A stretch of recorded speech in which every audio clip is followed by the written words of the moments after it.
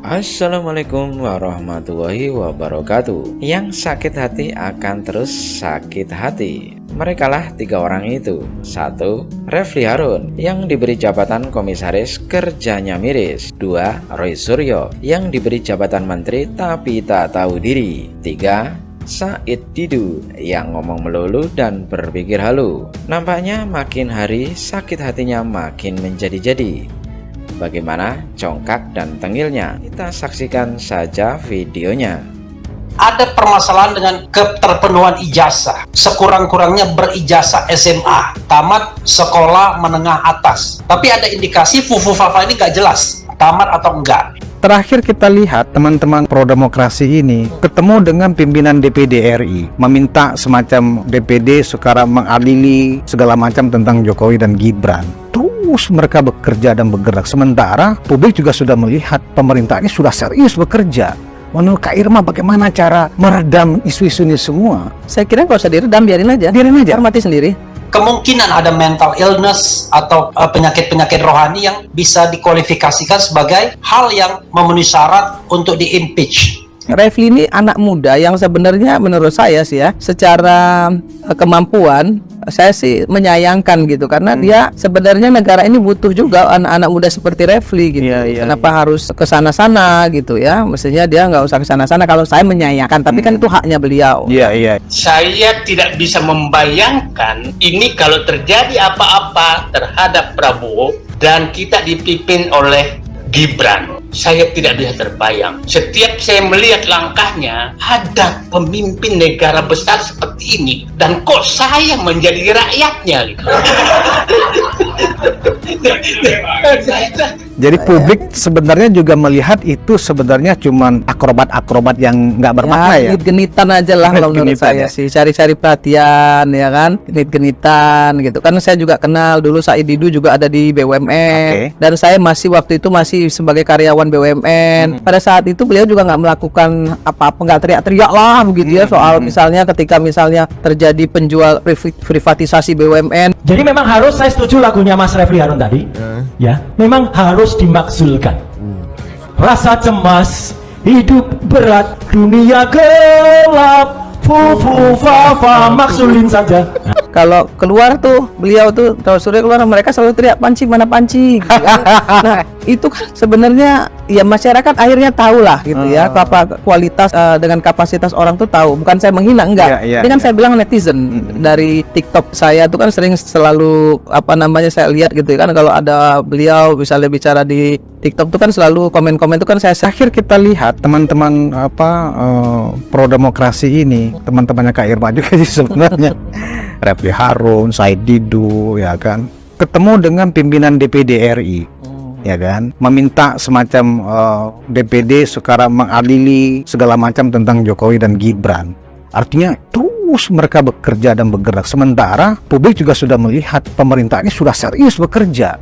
Tapi isu untuk mengadu domba antara Prabowo dengan Pak Jokowi lewat isu Gibran, isu Fufu Fafa, itu terus mereka gelontorkan ke publik. Menurut Kak Irma, bagaimana cara meredam isu-isu ini semua? Saya kira nggak usah diredam, biarin aja, hormati sendiri. Berarti mereka sepanjang melakukan pekerjaan yang sia-sia. Ya, sepanjang pemerintah melakukan sesuatu dengan benar, on the track, mereka akan mati sendiri. DPD contohnya, DPD itu kan kewenangannya wilayah. Kecuali mereka ke DPR, beda. Kemudian DPR memberikan angin, memberikan apa, itu beda. Kalau ke DPD kan wilayah nih. Dan saya yakin juga di dalam DPD itu kan nggak semuanya otaknya, mohon maaf ya, nggak seperti mereka lah gitu. Jadi publik sebenarnya juga melihat itu sebenarnya cuman akrobat-akrobat yang nggak bermakna ya. Genit-genitan aja lah kalau menurut saya sih, cari-cari perhatian ya kan, genit-genitan gitu. Kan saya juga kenal dulu Said Didu juga ada di BUMN, dan saya waktu itu masih sebagai karyawan BUMN. Pada saat itu beliau juga nggak melakukan apa-apa, nggak teriak-teriak lah begitu ya soal misalnya ketika terjadi penjual privatisasi BUMN. Dulu kan di pelabuhan mereka juga bukan orang yang teriak-teriak juga sih. Gitu. Menurut saya ya biasa-biasa aja sih sebenarnya beliau juga dulu gitu ya. Kemudian Refly ini anak muda yang sebenarnya menurut saya sih ya, secara kemampuan saya sih menyayangkan gitu, karena dia sebenarnya negara ini butuh juga anak-anak muda seperti Refli gitu. Kenapa harus ke sana-sana gitu ya? Mestinya dia nggak usah ke sana-sana. Kalau saya menyayangkan, tapi kan itu haknya beliau. Saya juga nggak bisa mengatakan bahwa apa, tapi saya sih menyayangkan karena saya tahu Refli punya kapasitas yang bagus gitu. Nah, kalau komentar Mbak Irma sendiri, Kak Irma sendiri tentang ada seorang ahli yang mengaku-ngaku ahli telematika, ya kan, bahwa itu 99,9% itu yakin akun Aku Fafa adalah akunnya milik Gibran. Gimana Kak Irma? Kan nggak pernah bisa dibuktikan. Buktinya mana? Satu. Kedua, dia bukan ahli telematika kalau menurut saya. Bukan ahli telematika ya? Dia kan sekolahnya bukan IT. Dan saya nggak tahu juga tuh kenapa dia disebut sebagai ahli telematika. Saya nggak tahu juga sih kenapa dia disebut itu. Yang kedua, yang ketiga, mohon maaf sekali. Saya minta maaf ya. Kalau di TikTok saya tuh kan cukup besar ya, TikTok saya ada 37 ribuan ya. Iya. Saya setahun itu baru main TikTok pengikutnya ya. 37 ribuan, yang like itu udah sampai hampir 1, sekian juta itu, gitu ya. Gede sekali. Itu bilang gini, kalau keluar tuh beliau tuh kalau Surya keluar, mereka selalu teriak Panci mana Panci gitu ya. Nah, itu kan sebenarnya ya masyarakat akhirnya tahu lah gitu ya, kualitas dengan kapasitas orang tuh tahu. Bukan saya menghina, enggak. Ini kan saya bilang netizen dari TikTok saya tuh kan selalu saya lihat gitu ya kan, kalau ada beliau misalnya bicara di TikTok tuh kan selalu komen-komen tuh kan saya sering baca gitu ya, terusan Panci mana Panci gitu kan juga nggak bagus juga sih sebenarnya ya. Jadi menurut saya semuanya nanti akan mereda sendiri lah. Sekarang ini justru kita fokus, kita tuh nggak lagi melihat kepada politik praktis di luar. Yang ribut-ribut itu udah nggak menjadi bagian dari yang kita perhatikan lagi. Mohon maaf, kecuali mungkin ada orang-orang tertentu ya, oknum tertentu yang masih bermain-main di media gitu, saya nggak tahu ya. Cuman kalau rata-rata anggota parlemen kita sekarang fokus dengan kerja, fokus dengan bagaimana pemerintahan ini bisa menyelesaikan targetnya. Kenapa? Karena mereka kan mitra kerja kami. Nah, kalau target mereka nggak tercapai, kerja kami juga artinya nggak tercapai. Kan kami memberikan anggaran, kami memberikan regulasinya, tapi kami juga memberikan kontrol. Nah, kalau itu tidak bersinergi antara mitra dengan parlemen, berarti kan yang salah dua-duanya nih.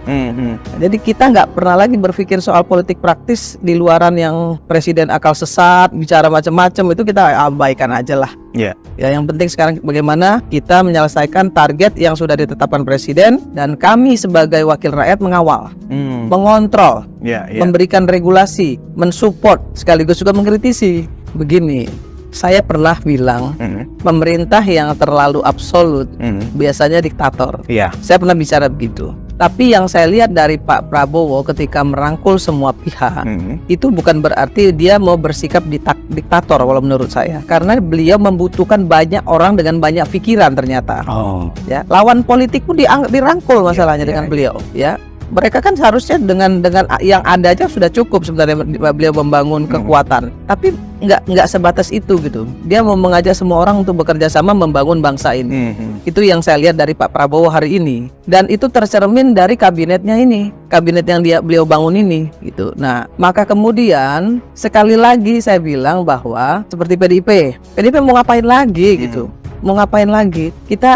Ayo dong kerja sama-sama, kan seperti itu sebenarnya Pak Prabowo bilang, mau ngapain lagi, ayo dong kerja sama gitu, lupain yang kemarin-kemarin, ya kan, selesailah sudah gitu. Ayo kita bangun sama-sama, dan PDIP pun diberi kesempatan untuk berada dalam kabinet yang sesuai dengan apa yang dimiliki PDIP kan gitu. Dan saya yakin insya Allah PDIP juga mau membangun bangsa ini bersama-sama. Kalau saya lihat ya, asal jangan ada orang yang oknum-oknum yang ngompor-ngomporin lah yang nggak karu-karuan.